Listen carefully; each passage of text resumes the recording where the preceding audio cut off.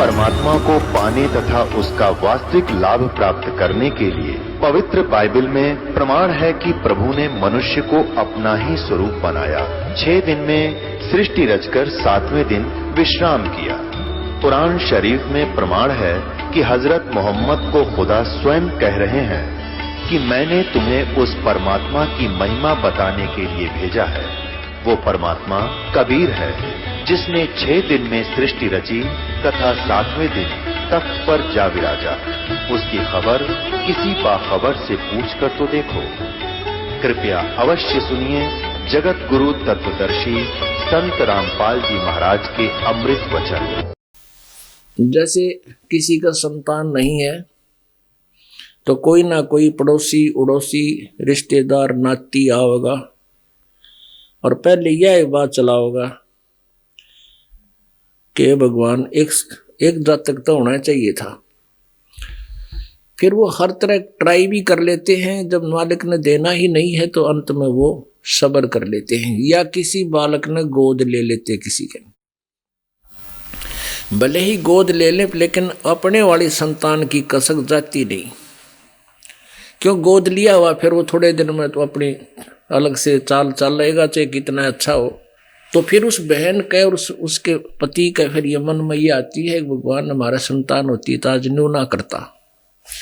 तो भगवान की भक्ति से वंचित वो प्राणी मृत्यु को प्राप्त हो जाती है। वो बहन जिसका संतान ना हो और अंत समय में भी उसके ये कसक रहती कि ये भगवान मेरा संतान ना हुई। अगले जन्म में उसने कहते कुतिया बनाओगा काल के सूरी और एक ब्यांत में 12 जमेगी। फिर सूरी बना दी तो एक ट्रिप में वह 12 बच्चे देती है और कुतिया बना दी तो 8 इकट्ठे जमेगी। यू काल नो दुर्गति कर रख ले तो जाम का संतान ते छक ले। तो पुण्यात्माओं परमात्मा आकर याद दिलाता है कि असंग जन्म हो गए आप जी ने यही क्रियाएं करते ने। और जैसे आप विचार कीजिए एक गांव पूरा का पूरा जिसमें 10,000 15,000 प्राणी मनुष्य रहते हैं, वो मनमाने 2 व्यक्तियों से स्टार्ट हुआ हो और जिनसे वो स्टार्ट हुआ वो मर के मनमाना 1000 बार गधे बन लिए हो और उनका वंश चल रहा है। वो वंश उनका के काम आ गया। वो मृत्यु पाकर पशु बनकर धक्के खा रहे भटक रहे, उनके के काम आया वो वंश। तो ये तत्व ज्ञान है पुण्यात्माओं। यहां से मन हटाने के लिए हमने इस परमात्मा के कड़े वचनों को यथार्थ ज्ञान को हृदय में उतारना पड़ेगा। बात ये नहीं है जैसे संतान दे दी मालिक ने, बहुत अच्छी बात है। अन्ना होती है तो कोई बात नहीं, क्योंकि जैसे परमेश्वर कबीर जी आए थे और नीरू और नीमा लगातार 2 जन्म, फिर तीसरे जन्म में भी वो निसंतान थे। परमात्मा ने उनको संतान नहीं दी क्योंकि उन्होंने अपने शिष्य जो नीरू नीमा का पुत्र था एक सुदर्शन, द्वापर युग में सुदर्शन जिसने पांडवों की यज्ञ संपूर्ण की थी। सुदर्शन जी को ज्ञान समझ में आ गया था परमेश्वर कबीर जी का, लेकिन उसके माता पिता ने नहीं माना था। तो सुदर्शन जी ने अपनी अंतिम इच्छा एक ही प्रकट की थी, प्रभु मेरे माता पिता को मोक्ष दिलाना। बहुत अच्छी आत्मा थे लेकिन वो भक्ति नहीं कर पाए, आपके ज्ञान को समझे नहीं। तो परमेश्वर ने प्रॉमिस किया था, कबीर जी ने प्रॉमिस किया था कि बेटा तू निश्चिंत रहे, तेरे माता पिता को मैं पार करूंगा चाहे कई जन्म में हो। तो वही नीरू नीमा सुदर्शन जी के माता पिता वाली जो आत्मा थी वो कलयुग में फर्स्ट टाइम ब्राह्मण ब्राह्मणी का जन्म हुआ, दोनों का संयोग हुआ, पति पत्नी, कोई संतान नहीं थी। परमात्मा मिले 5 वर्ष की आयु के बालक रूप में जा प्रकट हुए। सब जगह मुनादी कराई कि किसका पुत्र है, किसी ने नहीं कहा, ना वो बता सके। 2-2.5 साल के बच्चे क्यों, तो वो अपनी संतान रूप में रखा। जब वो 5-6 वर्ष का हो गए परमात्मा लीला करते हुए उनसे कहने लगा कि आप मेरे से उपदेश ले लो, मैं तुम्हारा कल्याण कराऊंगा। तो वो धमकाने लग गए, तू हमारा बाप बन गया, हम तेरे से नाम लेंगे क्या। अंतर्ध्यान हो गए, परमात्मा उनके सामने दिखे को नहीं। फिर बाद में ऐसे फिर नेक्स्ट टाइम ऐसे ब्राह्मण ब्राह्मणी का हुआ, फिर परमात्मा मिले। तीसरे जन्म में फिर वो ब्राह्मण ब्राह्मणी ही जन्म हुआ, क्यों पिछले पुण्य थे मालिक के कृपा में से। तो वो तीसरे जन्म में जब कलयुग में तीसरा जन्म हुआ नीरू, वो फिर मुसलमान परमात्मा ने कैसी लीला की, क्योंकि पहले तो ब्राह्मण ब्राह्मणी उसमें मरोड़ गणी। अब ब्राह्मण ब्राह्मणी आज से 600 वर्ष पहले ब्राह्मण लोग अपने आप को जगत गुरु मान्या करते थे, और वो किसी से नाम नहीं ले सकते किसी से। तो परमेश्वर कबीर जी ने क्या किया कि इन्हों सूत में नाम है, वो मुसलमान बना दिए। धक्के थे मुसलमानों ने, गौरी शंकर सरस्वती नाम था उनका, और वो जबरदस्ती मुसलमान बना दिए। नीरू और नीमा नाम रख दिए, संतान फिर भी ना थी उनके। तब परमात्मा शिशु रूप धारण करके कमल के फूल पर उनको प्राप्त हुए, और उनके पुत्र के रूप में रहे। अपने आत्माओं उनको संतान भी दे सकते थे भगवान, क्योंकि जिनके संतान नहीं है उनका ये फाइनल गेम है मनुष्य जीवन का। जिसके संतान है वो पिछले संस्कार हैं, एक लेवा एक देवा दूतम, और कोई किसी का पिता नहीं पूतम। ऋण संबंध जुड़े एक ठाठा, अंत में सब 12 बाटा। अब जैसे हमारे संस्कार हैं आपस में उलझे हुए एक दूसरे के, तो कोई जैसे एक पुत्र इतना नालायक है कि पिता ने खूब संपत्ति जोड़ रखी और वो उसको उड़ाना शुरू कर देता है, दारू पीता है, बकवाद करता है, कितना मुकदमे कर लेता है, और वो पिता रोता है और उसके दंड को भर रहा है। कोई पुत्र जन्म लेते ही बीमार हो जाता है और पिता अपनी सारी संपत्ति को, पूरे बहुत से धन को उस बच्चे की रोग में लगा देता है। तो एक लेवा एक देवा दूतम, कोई किसी का पिता नहीं पूतम। ऋण संबंध जुड़े एक ठाठा, अंत समय सब 12 बाटा। एक ऐसा पिता होता है, पुत्र बहुत सेवा करता है और पिताजी शराब घुट्टी लाता है, और पैसे ना दे तो उधमस मचा दे, बेइज्जती कर दे, इधर टूक भी ना देते तो न्यू करे है मनने के लिए ऐसे किया। तो वो बेटा तो कुमा के लाए और पिताजी उसका नाश करे। एक बता रहा था कि मेरे पिताजी को तकलीफ होगी, खूब इलाज कराया, लगभग 3-4 लाख रुपये लग गए। लास्ट में उसके बाल का ऑपरेशन हुआ, उसमें भी 2-2.5 लाख रुपये लग गए और फिर मर गया। अपने आत्माओं वो मांगा था, वो पिछले संस्कार थे उसने लेने थे, उससे ऐसे पूरा करना था। और जिनका संतान नहीं है उनका कोई लेन देन शेष ना रह रहा, और जय उन नया भक्ति मिल जा, ओए कहते सोने पर सुहागा हो जा। और जिनके संतान है और जिनका कोई ऐसा, क्योंकि संतान है ही इसीलिए, ये तो अंडरस्टूड है। आप कहते आज यकीन हो, चाहे 10 सत्संग और सुन लोगे, 2 साल 4 साल में ये विश्वास होगा कि हम एक दूसरे के साथ पिछले संस्कारों से जुड़े हुए हैं। एक कथा सुनाते हैं, एक समय एक व्यक्ति का एक बेटा हुआ, एक पुत्र का जन्म हुआ, उसकी मां की मृत्यु होगी। उस व्यक्ति ने फिर दूसरी शादी करवाई, उससे फिर एक पुत्र की उत्पत्ति हुई, फिर उसकी मां भी मर गई और वो खुद भी मर गया। अब उस जो दूसरी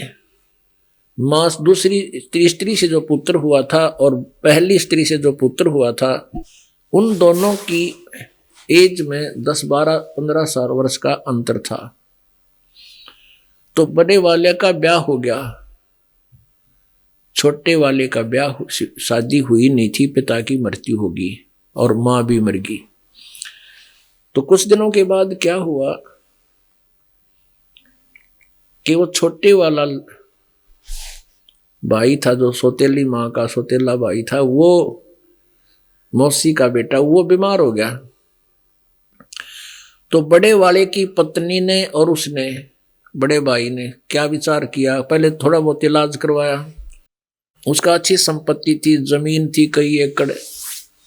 तो उन्होंने सोचा कि अब मौका पड़ा है, ये बीमार भी है और सब ने पता है, गांव वाला ने भाई हफ्ता 10 दिन 15 दिन हो गए, बहुत कमजोर हो गया, बीमार हो गया, इसको क्यों ना समाप्त करवा दें और सारी संपत्ति अपने रह जाएगी। अब उसकी पत्नी ने ये स्टार्ट किया तो पहले तो 1-2 बार मना किया उसके भाई ने, लेकिन फिर वो भी लालच में आ गया। उन्होंने एक डॉक्टर से बात करी, वैद्य से बात करी कि ऐसे ऐसे हमारा भाई बीमार है और इसको तू कोई कर दे काम, इसका विष व्यास अलग दे दे इसको। तो वो कहने लगा मैं 500 रुपये लूंगा।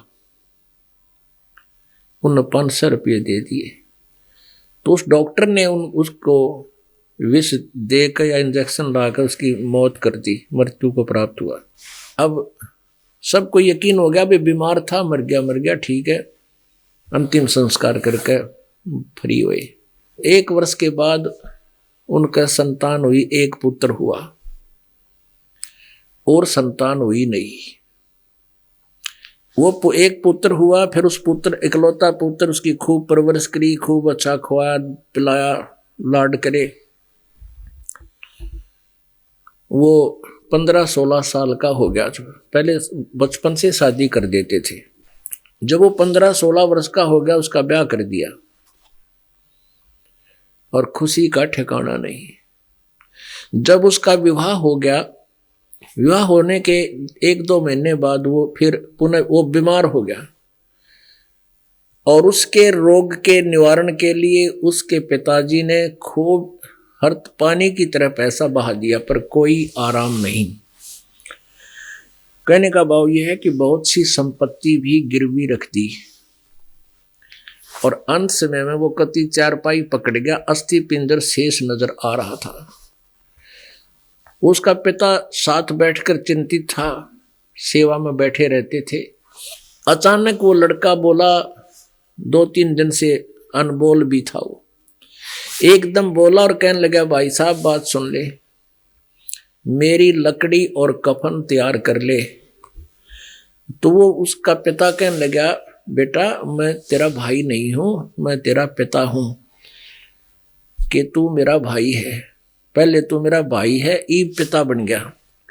तो उसको बताया कि भी ऐसे ऐसे तूने मेरे साथ धोखा किया, दगा की थी, अब मैंने अपना टिट फॉर टैट पूरा कर लिया, जितनी संपत्ति मेरे हिस्से में आई थी वह तेरी बिक ली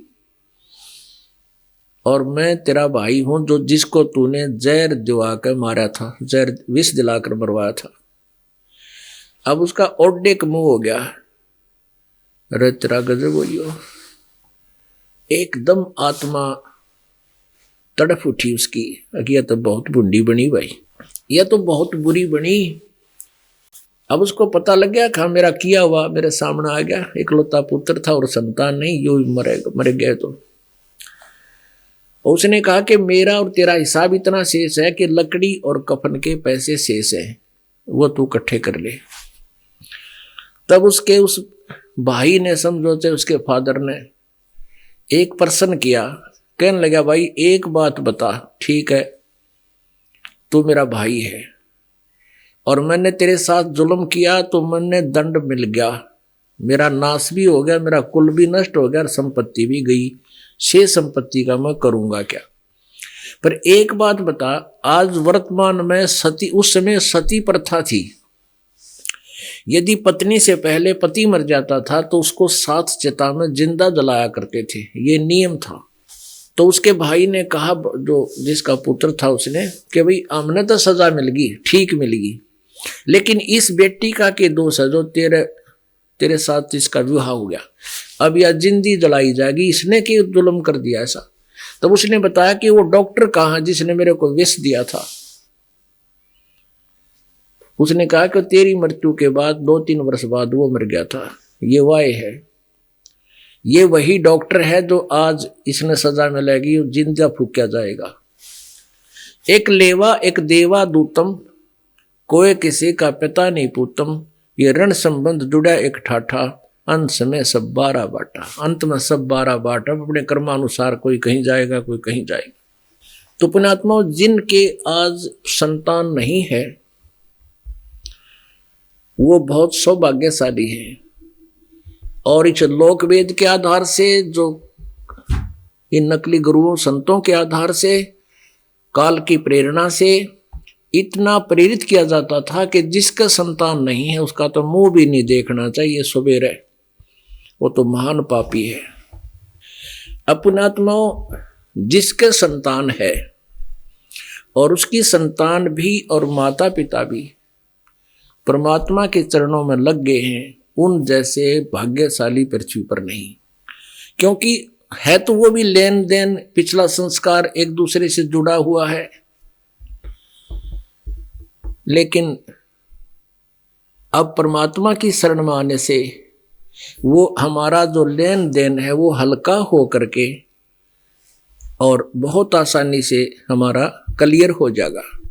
और हम भी भगवान की भक्ति करेंगे, हमारी संतान भी भक्ति करेगी, और हम अपने उस उलझेड़े को, एक दूसरे के संस्कारों को अब वर्तमान में परमात्मा की ओट में भगवान की भक्ति की शक्ति के सहयोग से हम आसानी से एक दूसरे का वो पूरा कर देंगे। ऐसे ढंग से पूरा होगा कि आप सोच भी नहीं सकते। जैसे अब सबसे ज्यादा क्या हो रहा है हमारे उसमें समाज में, लड़कियों को शत्रु बना लिया हमने, यानी लड़कियों के हम खुद शत्रु बन गए। कैसे?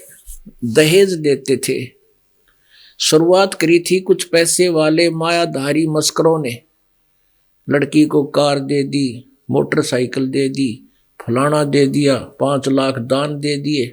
अब गरीब आदमी पता कहाँ से दे बेचारा। अब लड़कियां दूसरे साहूकार सेठों की लड़कियों के विवाह को देखकर घर पर चर्चा करते हैं, फिर वो बच्चे भी ऐसे जिक्र करते हैं, उसने ऐसा दे दिया, उसने ऐसा दे दिया। तो माता पिता समझ जाते हैं कि हमारी बेटी की भी इच्छा है, तो उनको देखा देखी करके फिर वो भी दहेज में किसी पर कर्जा लेकर थोड़ा बहुत आइटम पूरे करने लगे। पहले तो ये सब कमाल था, 40 तीड़ अगलियां की और 20 तीड़ पछलियां की, वो इसे मुंडे घाघरे बांध दिया करते, उन्हें लेन कोई पैर धरे धीरे धीरे जल जाया कर गल जाया करते हुए। तो ये पिछले संस्कार लेन देन थे हमारे। अब इस भक्ति मार्ग से हमने ये न दहेज ना लेना है ना देना। पुण्यात्माओं, वो समय आवेगा ही, क्योंकि ज्ञान बहुत बड़ी चीज होती है। अज्ञान में ही इंसान गलतियां करता है, ज्ञान की रोशनी में फिर कदम सोच समझ के रखता है।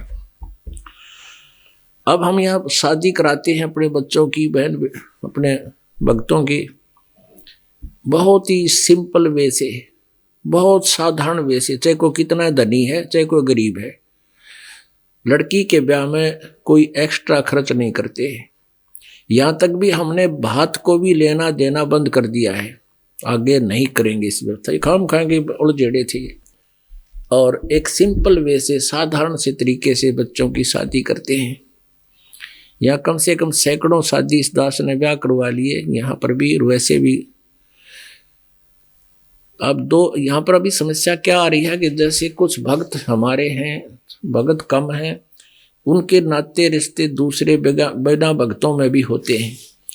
तो जहाँ अन्य भक्तों में होते हैं जो भक्ति नहीं करते, राम नाम से परिचित नहीं हैं, उनको भी स्पष्ट कह दिया जाता भी मेरे पास तो लड़की लड़की है, तेरा 100 में दिल करे तो शादी कर दिए। अब परमात्मा ने एक ऐसी स्थिति ला दी है कि लड़कियां कम होगी, लड़के हो गए गणे। ये कोई कर्नाटक ते ब्याह के लाभ है, कोई किधर बिहार ते, आप सीधे हो गए। इबनो कहें बस ना मन लड़की लड़की दे दे। और जो लड़के हैं, हमने जो लड़के का ब्याह करना हमारे भक्तों ने पहले खोल कर देते, भाई एक ना पैसा हम नहीं लेंगे, हम ना अपने सिर पर कर्जा नहीं रखना तुम्हारा। ठीक है, इस बेटी को जिसने बेटी दे दी फिर रख के लिया, 16 साल 18 साल पाल पोस के कन्या दे दी और के रख लिया उसने। तो इस प्रकार हमने इस बीमारी को हल्का करना है, और वो जैसे जो हमारा कई लाखों में निमटना था अब फ्री ऑफ कॉस्ट निमट गया। वो संस्कार कट गए, वो खत्म कर दिए मालिक ने, इसके पास पावर है। तो ऐसे वह बेटी भी भक्ति करेगी जो हमारे घर पावेगी, उसका भी कल्याण होगा। तो इस प्रकार हम अपने संस्कारों को ही हल्का करना है। और जिनके संतान नहीं है अब वो इस ज्ञान के आधार पर अपना दिल डांट ले, उनका तो सौभाग्य है, उनके तो भक्ति करे और पार हो यहां से। कहते हैं बेटा जाया खुशी हुई बहुत बजाए थाल, ये तो आना जाना लगा हुआ है जो कीड़ी का नाल। एक भगत का, एक व्यक्ति का 10-12 साल शादी के बाद पुत्र की प्राप्ति हुई। उस लड़के के दादाजी ने खुशी मनाई, 10-15-20 गांव में सोना संदेशे भिजवा दिए इनविटेशन के भाई खुशी मनावांगे बच्चे के होने की। वो पार्टी कर दी, लाखों रुपये लगाए, खूब दारू दप्पा, खूब डीजे बजवाया, बकवाद करी। अगले वर्ष वो लड़का मर गया, वो जन्मदिन भी ना आया। नेक्स्ट वो तो होने की खुशी मना रहे थे, नेक्स्ट जन्मदिन भी ना आया, लड़के की मृत्यु होगी और टक्कर मार रहे सारे। परमात्मा कहते हैं बेटा हुआ, जन्म हुआ बेटे का, खुशी मनाई और खूब बजाए थाल। हमारे हरियाणा में एक विशेष रिवाज है, वैसे तो तकरीबन यह सारे बीमारी पाओगी। लड़की होती है तो कान तोड़ के बैठ जा सारा परिवार ले, क्या होया है छोरी होगी है, और लड़का हो जा क्या हो रहा छोरा होया है छोरा, दो बार बोलेंगे और फिर थाली बजावेंगे। नो जब लड़का होता है होते ही थाली पीटेंगे, पड़ोसिया ने बेरा पट जाए उनका लड़का हो गया। परमात्मा कहते हैं बेटा जाया खुशी हुई मनाई खूब बजाए थाल, ये तो आना जाना लगे हुआ है जो कीड़ी का नाल। क्या की खुशी मनाओ यहाँ पर, जिनको ये ज्ञान हो जाएगा। पुण्यात्मा जो हमने ये नियम बनाकर आपको दिए हैं, ये कोई बर्डन नहीं आपके ऊपर है, ये ज्ञान से आपने समझना पड़ेगा। हमने कोई जन्मदिन नहीं मनाना किसी का, हमने खुशी नहीं मनानी। कल न बिजली गिर जाए फिर क्या मनावांगे। हमने परमात्मा को खुश रखना है, उसका हमारा कल्याण करवाना है। तो ये जन्मदिन भी हमने नहीं मनाने। पर नानक साहिब जी को किसी ने कहा कि प्रभु आप कभी खुश नजर नहीं आते, आप खोए खोए से रहते हो, आप तो साधु संत हैं। तो नानक साहिब जी ने कहा कि ना जाने काल की कर डारे और किस विध ढल जा पासावे, और जिन आते सरते मौत खुड़क दी उन्हां केड़ा हासावे। अब देखो जगह जगह देखते हैं, एक बहुत बार ऐसा आता है समाचार पत्र में, एक बार रोहतक में एक बारात वो नाचते हुए भी दिखा रहा कि पहले दिन के डीजे पर नाचे थे सारे, और अगले दिन वो बारात जा रहे थे कलानौर के पास, भिवानी साइड में जा रहे थे। कलानौर के पास वो कार टकरा गई एक ट्रक तय जिसमें दुल्हा बैठा था, वो दुल्हा मर गया और 7 और मर गए, 8 मौत इकट्ठी होगी उस परिवार की। अगले दिन फिर उनके टक्कर बाल पाड़ते हैं कि टक्कर मारते हैं कि एक दूसरे के चपट कर रोते हैं कि पेपर में फोटो आ रही थी। अब बता के खुशी के बाज गया डीजे कर हो गया नाच खड़िया। तो यहाँ कहते नानक साहब कहते ना जाने काल की कर डारे और किस विध ढल जा पासावे, और जिन आते शरते बहुत खुड़क दी उन्हां केड़ा हासावे। अब नानक साहब जी से कहा कि हे प्रभु क्या आप कभी खुश नहीं होते? कि खुश होता हूं कि जब ये मेरे बच्चे मेरे शिष्य वापस सत्संग में आ जाते हैं तो मेरी खुशी का ठिकाना नहीं रहता। और जब ये सत्संग सुनकर जाते हैं इस संसार के अंदर जो काल से भ्रमित है, मुझे दिलगिरी होती है, दुख होता है कि कहीं मेरे इन पौधों को कोई दीमक ना लग जा, कोई कीड़ा ना लग जा, कोई काल का दूत इनको विचलित ना करते। और जब ये एज इट इज वापस आ जाते हैं मेरी खुशी का ठिकाना नहीं रहता कि बच्चे अभी मेरे बचे हुए हैं। कहते हैं साध मिले साड़ी शादी होंदी भी छड़ जाए दिलगिरी वे, अख दे नानक सुनो जहाना मुश्किल हाल फकीरी वे। कहते हैं साध मिले, ये भक्त आते हैं जो मेरे खुशी का ठिकाना नहीं, हमारी शादी होती है, ये हमारा ब्याह, भगवान की भक्ति करें, गुण गावें, यार खूब हलवे खावें और भोग लागे उस दिन खीर बनावें, तो ये हमारी खुशी। साध मिले साड़ी शादी होंदी भी छड़ जाए दिलगिरी वे, जब ये जाते हैं, जब दुखी होता है कि कहीं इनको कोई बर्बाद ना कर दे, इनको भ्रमित ना कर दे। और अख दे नानक सुनो जहाना मुश्किल हाल फकीरी वे, कि भक्ति का करना बड़ा कठिन हो गया, क्योंकि काल के दूत गणे हैं, भ्रमित करने वाले लाखों और करोड़ों की संख्या में, और सत भक्ति बताने वाला संत करोड़ों में अरबों में एक ही होता है। तो इस प्रकार हमने अपनी परमात्मा की इस भक्ति को सफल करना है और यहां से पीछा छुटवाना है। परमात्मा हमें याद दिलाते हैं कि राम नाम की लूट है भाई, लूटी जाते लूट, और पीछे फिर पछताओगे प्राण जाएंगे छूट। तो हमने यहाँ जो साधना, जो हम साधना भी करते थे, भक्ति भी करते थे, वो यूजलेस थी। तो कहने का भाव यह है कि हम इस संसार के इन दुखों को देखकर भगवान की भक्ति करें, और यहां से हमारी आस्था हट जाएगी, या हटानी पड़ेगी आस्था यहां से। जहां आशा ता बासा होई, और मन कर्म वचन सुमरियो सोई। अपने आत्मा गीता जी अध्याय नंबर 16 के श्लोक नंबर 23 में कहा कि शास्त्र विधि को त्याग कर जो मनमाना आचरण करते हैं, उनको न तो कोई सुख होता है, न उनकी कोई गति होती है, न ही उनकी कोई सिद्धि प्राप्त होती है, अर्थात यूजलेस। तो जैसा उस बहन का प्रसंग चल रहा था कि उसने सत्संग सुना, फिर उसको आभास हुआ कि सचमुच मैंने साधनाएं भी की, लेकिन वो शास्त्र विरुद्ध थी, इसलिए परमात्मा मदद नहीं कर सका, लाभ नहीं मिला मुझे।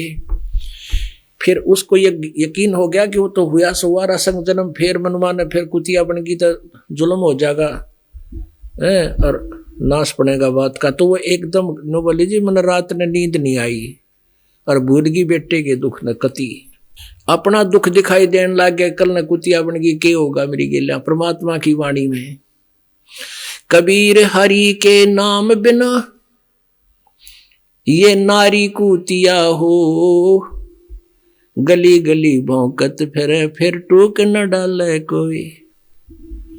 बीबी पड़दे रहे थी वो डोडी लगे थी बारे, गात उगाड़े फिरती हैं इब बन कुतिया बाजारे।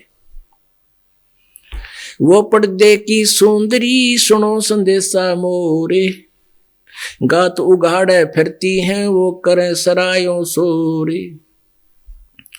नक बेसर नक पे बेणी पैर थी हार हमेल, और सुंदरी से कुतिया बनी देख प्रभु के खेल। परमात्मा परमेश्वर कबीर जी की महिमा से परिचित संत गरीबदास जी ने क्या बताया है कि जो राजा की रानियां, बड़े बड़े ठाकुर लोगों की पत्नियां पर्दों में रहा करती थी, और सामने उनके ड्योढ़ी लगा करती थी कि कोई भी गैर व्यक्ति उधर प्रवेश ना कर जा। ड्योढ़ी मीन वहां पर पहरेदार रहा करते थे, और वो रानियां काजू किशमिश के हलवे बना बना के हलवे और खीर खाया करती थी, क्योंकि पिछले पुण्य से वो ऐसे सुख में स्थान पर उनका जन्म हुआ, और उस पूर्व जन्म के पुण्यों के आधार से वो अब काजू किशमिश के हलवे खाती है और जूठा छोड़ देती है। उसको बांदियां नौकरानियां खाती हैं, उनके बच्चे खाते हैं। लेकिन परमात्मा की भक्ति ना करने से वो रानी क्या बनेगी, वो आत्मा अगले जन्म में कुतिया की योनि में जाएगी। अब आपको पता है कुतिया क्या खाती है। फिर जैसे परमात्मा ने कहा कि वो पर्दे की सुंदरी सुनो संदेशा मोर, अब गा तू गाड़े नी वस्त्र फिरती है वो करे सरायों शोर। अब धर्मशालाओं के अंदर पहले यात्री रुका करते थे, रास्ते चलते, वो अपनी रोटी बाहर साथ लेकर आते थे या कहीं वहाँ होटल पर खाते थे। तो वो राजा की रानी कुतिया बनकर भक्ति ना करने वाली आत्मा जहाँ काजू और किशमिश के खीर और हलवे जूठे छोड़ा करती थी, अब वो एक ग्रास रोटी के लिए खाने वाले के मुंह को ताक रही, ऐसे ऐसे देख रही है। अब खाने वाला खा रहा है और वो इंतजार करिए कब टूक तेरी ओर आवे। अब वो भी मालिक की मेहर होती है, ध्यान में चढ़ जावे, कुत्ता बैठा है टूक डाल दूं, ऐसे टूक ऐसे फेंक देते ग्रास को। और 10 ग्राम रेत गेल खावे वाई पहले काजू के किस्म के हलवे जूठे छोड़ा करती थी। पुणात्माओं, ये बातें कोई बालका की बताई हुई नहीं है। कोई यूं कहे कि ये अब अनाड़ी आदमी नो क्या करें, किसने देखा है देखी जाएगी।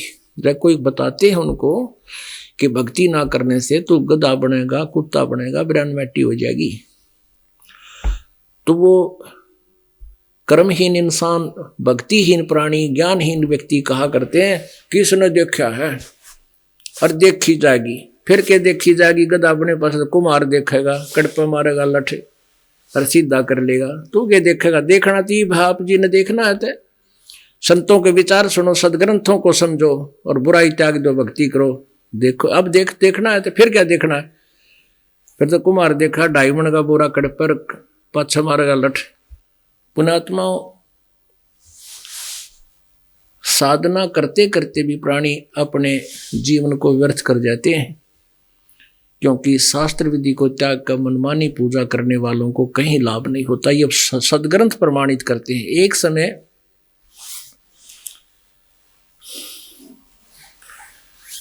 एक समय एक सर्वानंद नाम के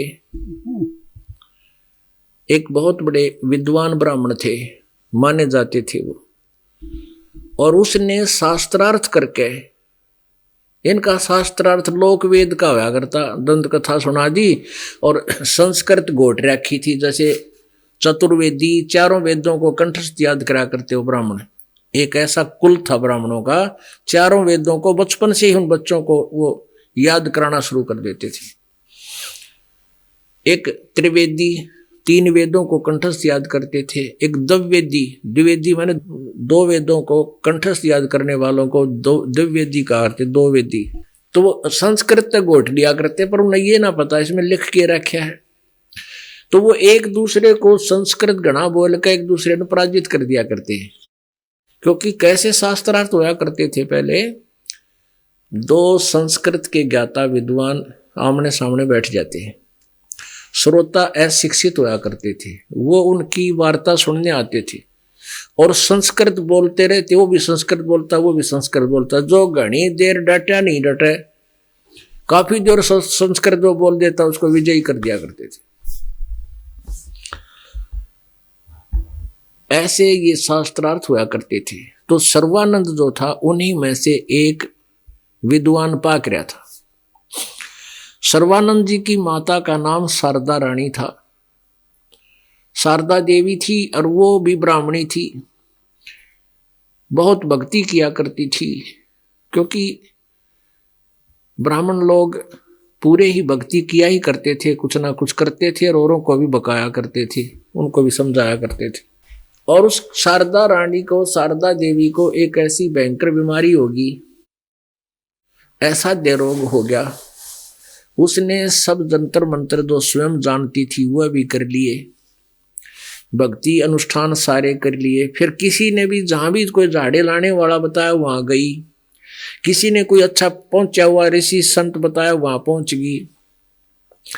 वहां जाते ही उन्होंने उनको बताया कि ये क्रिया कर, ऐसे कर ले, इतना दान कर, वो सब कुछ कर लिया, कोई लाभ नहीं हुआ। तो अंत में फिर वो संत ऋषि क्या कहता है कि माता तेरे प्रारब्ध का दुख है, कष्ट है, ये प्रारब्ध का कर्म तो पाप कर्म तो तेने भोगना ही पड़ेगा, ये प्रारब्ध का दुख है तेरा, इसका कोई समाधान नहीं है।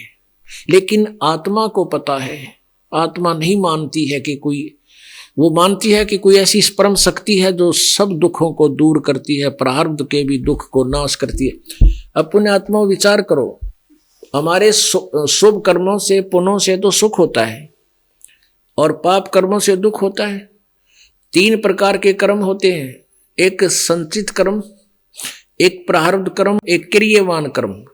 जो क्रियवान कर्म हम प्रतिदिन कर रहे हैं, और प्रारब्ध कर्म वो होते हैं जो हमारे जीवन में पहले ही निर्धारित किए हुए हैं परमात्मा ने, विधाता ने, कि तू ऐसे ऐसे ये सुख होगा, इतना दुख होगा, इतनी संतान होंगी, इतनी मरेंगी, इतनी बचेंगी, ये पहले लिख दी जाती है। तो क्रियवान कर्म जो हम कर रहे हैं, ये क्रियवान कर्म हमारे संचित कर्मों में डिपॉजिट होते जाते हैं। संचित माने पहले का संग्रह किए हुए, और उन संचित कर्मों में पुण्य और पापों से थोड़ा थोड़ा मिलाकर एवरेज से एक प्रारब्ध बना दिया जाता है। तो जो संचित कर्म है वो तो रखे हैं, वो तो दुखी करें ना सुखी करें, वो तो अगले जन्म में फिर लाद दिए जाएंगे हमारे ऊपर। और क्रियावान हम कर रहे हैं, ये अभी दुखी करें कोई नहीं, क्योंकि ये संचित कर्मों में जाकर डिपॉजिट होते रहते हैं, प्लस हो जाए हैं।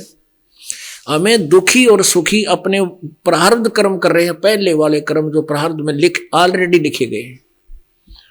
तो जिस भी संत ऋषि के पास कोई जाता है, जाते उसको क्रिया बताता, यू नाम जाप कर, इतनी माला फेर, इतने रुपये चढ़ा दे, इतने दान कर दे, ऐसे फलानी चीज बना दे, एक कितना गांव में मंडी बना दे। और जब उनसे भी आराम नहीं होता है, फिर लास्ट में कह देता ये तेरे प्रारब्ध का दुख है, ये तो तुझे भोगना ही पड़ेगा। अब शारदा पहले ऐसे गई एक के पास, उसने कुछ दिन उसको भ्रमित किया, उससे राहत नहीं मिली, उसने भी लास्ट में यही जवाब दे दिया कि तेरे प्रारब्ध का दुख है, तुझे भोगना ही पड़ेगा। प्रारब्ध में लिखे पाप कर्म का दंड है, ये भोगना पड़ेगा, इसका कोई विकल्प नहीं है, तेरी मृत्यु के साथ अंत होगा।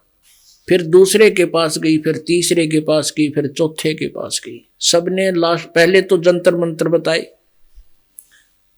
जंतर मंत्र बताते हैं तो आत्मा खुश होती है कि शायद राहत मिलेगी। लास्ट में उसका भी यही जवाब रहा।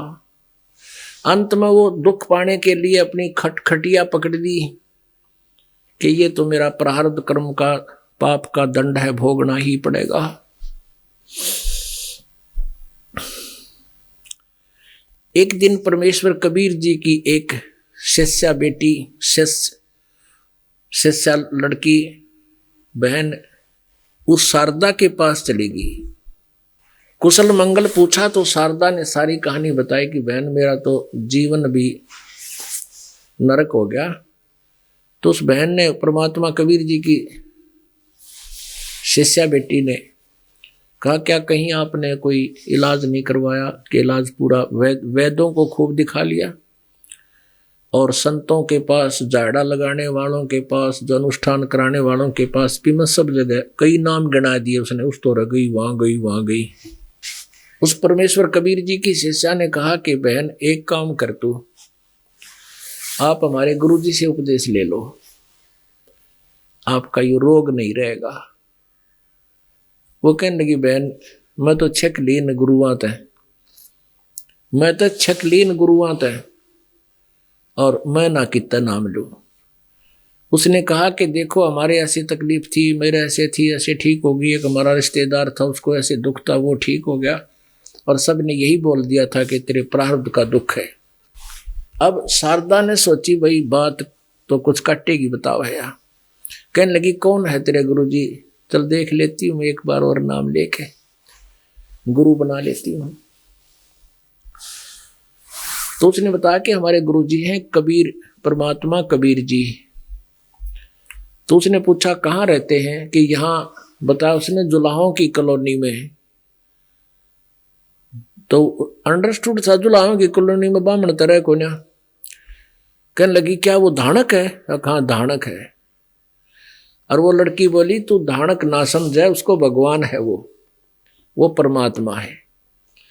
वह बोले अपना काम कर।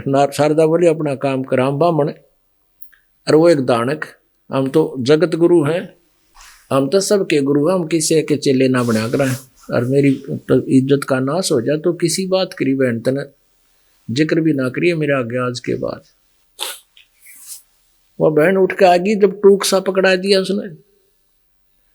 अब ठीक है बहन देख ले, लेकिन यह गारंटी देती हूं मैं, तेरा दुख जाते ठीक होगा उस परमेश्वर के पास। ने बोली ना, मैं तो दुख है पा लूंगी। यह लोक लाज काल ने ऐसी बाधाएं बना रखी हमारे जगह जगह, ऊंच नीच इतना जुल्म कर रखा था कि ये आपस में खस्से जा।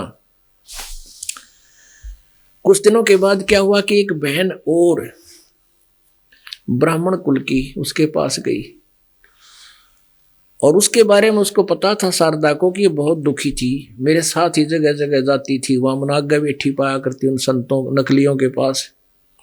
वह आ गई, उसने कहा शारदा क्या बात है, आप कुशल नहीं हो? ना कोई मेरा कोई आराम नहीं हुआ, कहीं पर भी नहीं हुआ।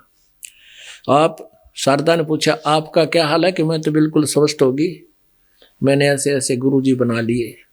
और उस परमात्मा कबीर जी की शिष्या ने कहा कि आप भी उपदेश ले लो, आप भी ठीक हो जाओगे मेरे की तरह। तो उसने सोचा ये बिल्कुल ठीक होगी, स्वस्थ होगी, इसको मेरे से भी भयंकर बीमारी बताओ थे। और उसने कहा, फिर ये सोचा कि तो ब्राह्मणी है, इसने तो कोई ब्राह्मण गुरु बना रखा होगा। ब्राह्मण पूछा कि बहन जी फिर बता दे तुझे तेरा कौन गुरु है, और मैं भी उससे उपदेश ले लेती हूँ, मैं भी उससे अपना इलाज कराती हूँ, अपना संकट निवारण करवा लूंगी। पर उस परमात्मा का नाम लिया कि कबीर परमेश्वर आए हुए हैं और यहाँ कॉलोनी में रहते हैं, जुलाहों वाली कॉलोनी में। अब शारदा के 3 त्योड़ी पड़ी, कहने लगी बहन तू ब्राह्मणी हो के और तने केस कुछ भी ना आगा पीछा सोचा, ये क्या कर लिया तूने, है तने नाश कर दिया इज्जत का। वो कहने लगी बहन जब मेरी बिरान माटी हो रही थी उस समय तने देखा था मेरे को, क्या हाल था मेरा, और आज मैं कति सुखी होगी, मेरे घर में सुख, मेरे बच्चे सारे ठीक हो गए, और भी बहुत सा सुख लाभ हमें प्राप्त हो गया। और देख ले, और तेरी अपनी मर्जी की बात है, तेरी सलाह को दबाव नहीं, लेकिन वह जाते ठीक होगी। तो वह तो एक महर्षि की माता ने बोली अपना काम करे, मैं तेरे किसी को ना इज्जत का नाश करा लूंगी। और मरण लाग रही, भुगतन लाग रही, सांस साफ बताता नहीं, कुल है सारे दिन कर रहा पड़ी या लोक लाज इसी बूंदी बांध रखी काल न मारे। अब परमात्मा कहते हैं सोचल छिदर मैं करूं अपने जन के काज, काल ने तो फंसा रखे हम, किते किते पटक दिए ठाक है, कोई किसी कुल में, कोई किसी मजहब में, इबन मुझसे निकालना है मालिक ने अपने तरीके से। एक शारदा का एक रिश्तेदार था, बहुत निकट रिश्तेदार, और वो भी बहुत तंग था, दारिद्र बहुत था उसको, बहुत यानी वित्तीय हालत कति खराब थी। परिवार के सदस्य भी सारे बीमार से बुरा हाल था उसका, कोई तो अपाज था, कोई बेंगा था, ऐसा बुरा हाल हो रहा है उनका, लाड़ पड़े उनके परिवार के सदस्यों के, कर्जा भी बहुत हो गया था। शारदा उससे खूब परिचित थी। वो व्यक्ति एक दिन रामानंद जी के पास गया था, उधर से कबीर जी 5 वर्ष के थे तब, और रामानंद जी 104 वर्ष के ब्राह्मण थे। रामानंद जी को परमात्मा का, रामानंद जी का संवाद हो रहा था।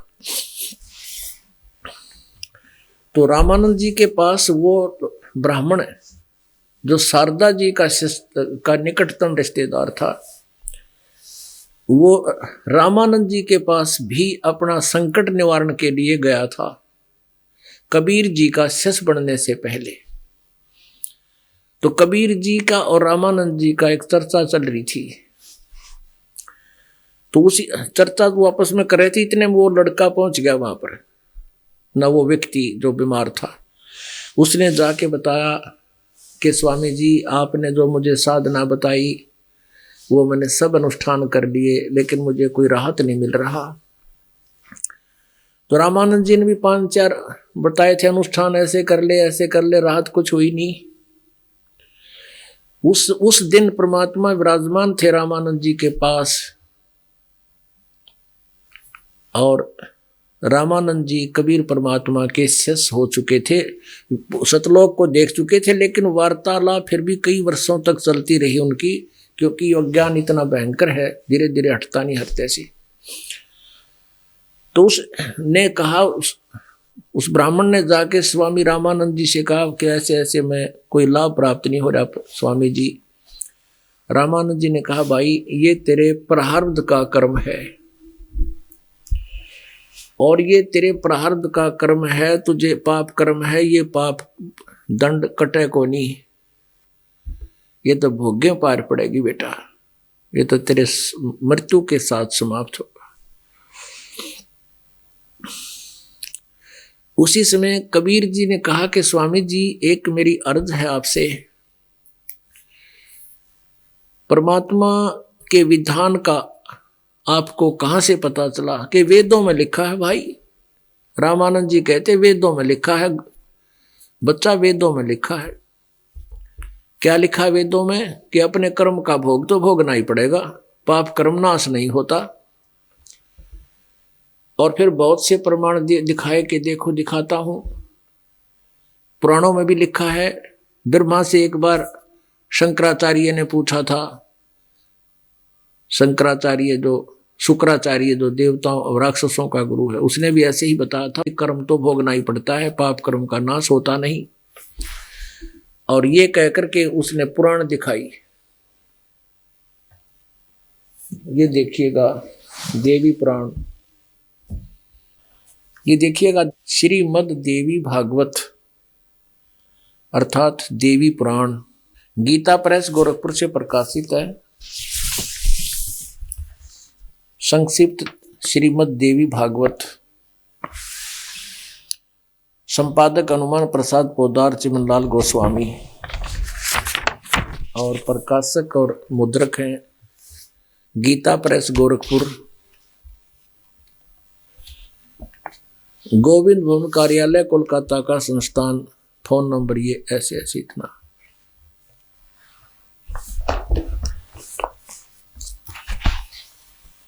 इसके 414 पृष्ठ पे है, इसके 283 पृष्ठ पे विवरण है 5वें स्कंद में, 5वां स्कंद और 283 और 82 पृष्ठ पे।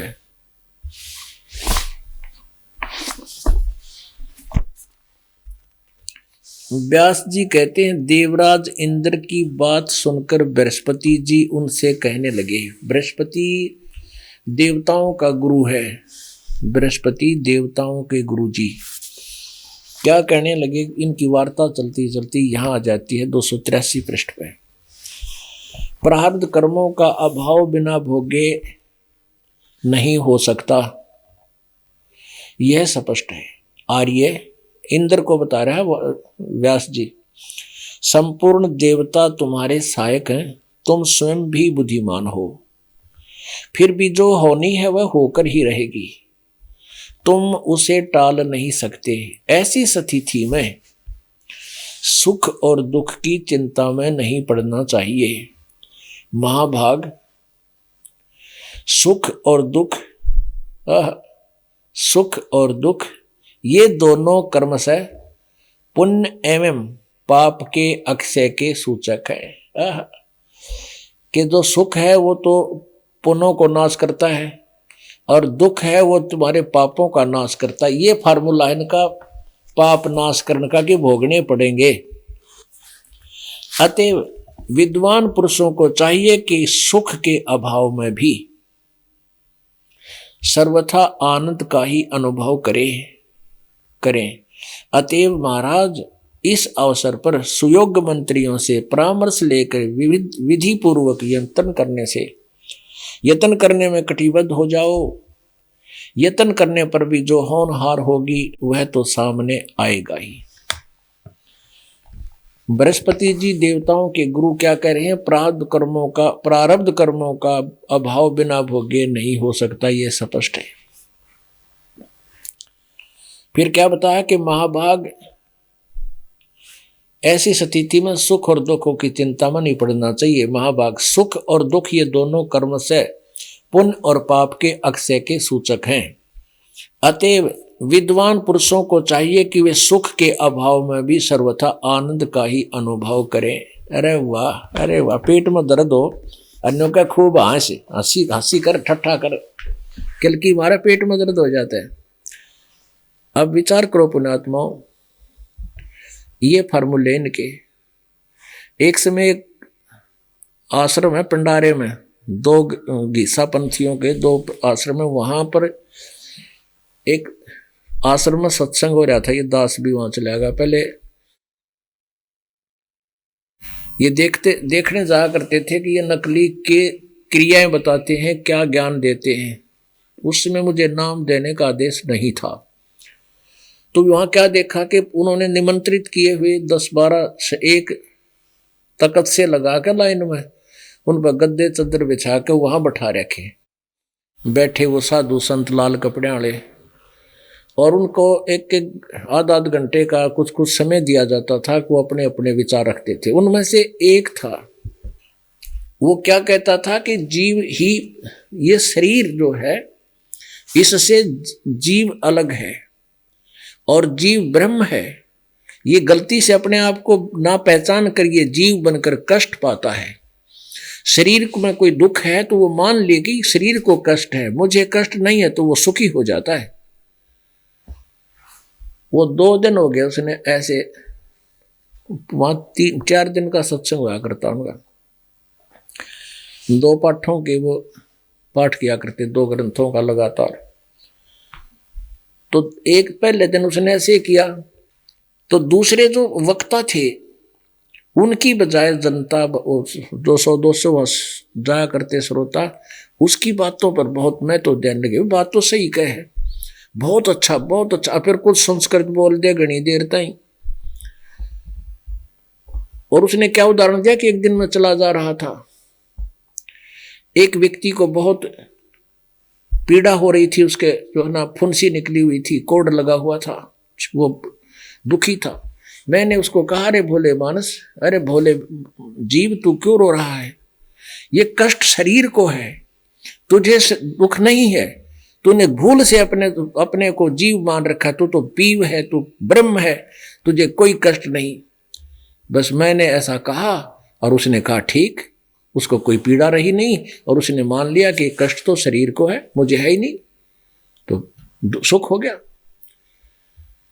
अब आम आदमी जो बोले श्रद्धालु श्रोता होते, उन्हें कोई किसी तरह माड़ी सी घुमा के बात कह देवा है, हाँ भाई बात तो सही कहे, सारे नाड़ लाओ और बड़ी वाह वाह खुशी होगी। वो रोजाना वाह वाह प्राप्ति कर रहा, और वो दूसरे जो है वो अपना शुक्रते जाओ, भाई आज तो इसके नंबर बन गए सारे। अब क्या हुआ, तीसरे दिन उस सत्संग करके उसका नंबर आते उठ के चला जाता था, आध घंटा जैसा उसको से मिलता। उठ के वो जाकर फिर सत्संग समापन हो गया रात के 12 बजे ही। तो अब अपने कक्ष थे अलग, उछे वो ठहरे हुए थे, उनमें जाकर आश्रम में विश्राम किया। 2 बजे से उसका पेट में दर्द हो गया, बहुत भयंकर पीड़ा होगी पेट में। उसी का जो क्या था, जीव तो अपने आप को ब्रह्म माने, ब्रह्म कर कोई शरीर को कष्ट होता है, जीव आत्मा को कोई कष्ट नहीं होता। और इसी बुरी तरह रोए नो, डांगर रोया कर, डड्डा कर, मर गया। अब दूसरे आश्रम में एक कार थी उस महंत के पास, वो कार लाए, गाड़ी में डालकर उसने जींद ले गए। वहां से 2-3 किलोमीटर है जींद, पंडारे थे। वह उसका इंजेक्शन लगाए कई, जब उसका रात हुई, सुबह 4 बजे आया वो वापस 5 बजे से। गाड़ी में से उतर का नो चाला जैसे जच्चा चल लग रहा है, ऐसे चाला नो कति धीरे धीरे 5 टेक के नो उकड़ू सा कति इकट्ठा सा हो गए, और अपने कक्ष में घुसन लग रहा। तो वो दूसरा का दाव लग गया, जो रोज उसने वो न सोचा करते ही तो वह नंबर बनाया गया है। वो आकर कहने लगे, उनमें से एक कहने लगे, महाराज जी आप तो ब्रह्म हो, क्यों चिल्ला रहे थे? तुम तो ब्रह्म हो, क्यों चिल्ला रहा था? तो कहता चल चल अपना काम करे। नो करके कमरे में बढ़कर क्वाड बंद कर लिए ना, बोला नहीं ब्रह्म ये बात कहते बीजक की बात कहीं बीजक ना ही हाथ ये पृथ्वी डो बन उतर कह मीठी बात। तो पुण्यात्माओं इस प्रकार ये जो क्या कह रहे हैं बृहस्पति जी, वह थ्योरी बोल रहे हैं, वो इस सिद्धांत बता रहे हैं। कहते हैं सुख के अभाव में भी आनंद महसूस करे। अब पेट में दर्द हो गया, अभाव हो गया सुख का, तो उसमें क्यों कर आनंद का महसूस करे। हाँ, उसका ट्रीटमेंट हो, पेट के दर्द का उपचार हो और दवाई खाने से वो शांत पीड़ा हो जाए तो आप पर सुख महसूस हो गया। शुक्राचार्य जो राक्षसों के गुरु हैं उनके बारे में दिखाते हैं। ये देखिएगा 4वां स्कंद और 243 पृष्ठ पे।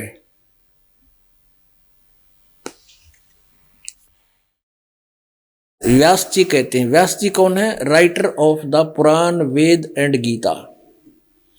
व्यास जी कहते हैं प्रहलाद की बात सुनने के पश्चात शुक्राचार्य ज्ञान दृष्टि से सब कुछ देखकर प्रसन्न हो गए। उनका मुख मुस्कान से भर गया। उन्होंने दैत्यों से कहा, दानव तुम मेरे यजमान हो, तुमने न तो डरना चाहिए और न पाताल में ही जाना चाहिए। अपने सत मंत्रों के प्रभाव से मैं तुम्हारी रक्षा कर लूंगा। ये बात याद रखना, भी आगे देखना क्या बोलता है ये।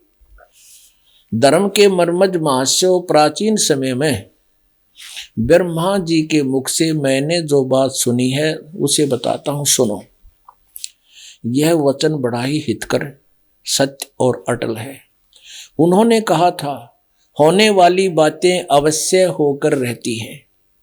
धरातल पर कोई भी ऐसा सुयोग्य पुरुष नहीं है जो प्रारब्ध को विफल बनाने में समर्थ हो सके।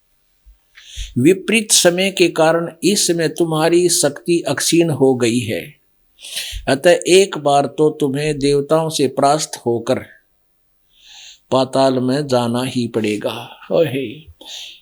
समय सदा बदलता रहता है। कुछ ही दिन पूर्व तुम सम्राट रह चुके हो।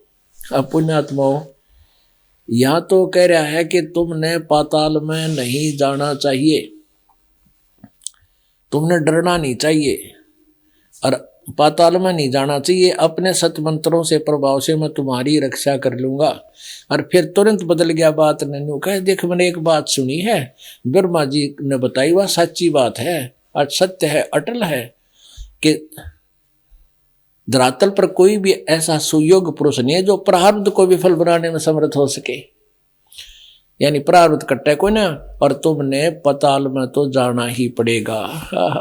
तो एक बार देवताओं से परास्त होकर पाताल में जाना ही पड़ेगा। फिर तेरे सतमंत्र की तो गए हुए, ये सिर्फ भोकाण की बातें हैं, मूर्ख बढ़ाने की है। और फिर लोग ना एक बात अटल है, मैंने सुनी है, वो तो सच्ची है, ब्रह्मा से सुनी है। अब ब्रह्मा का ज्ञान यहाँ पर सबको प्राप्त है, ब्रह्मा जी से सबने ज्ञान प्राप्त है।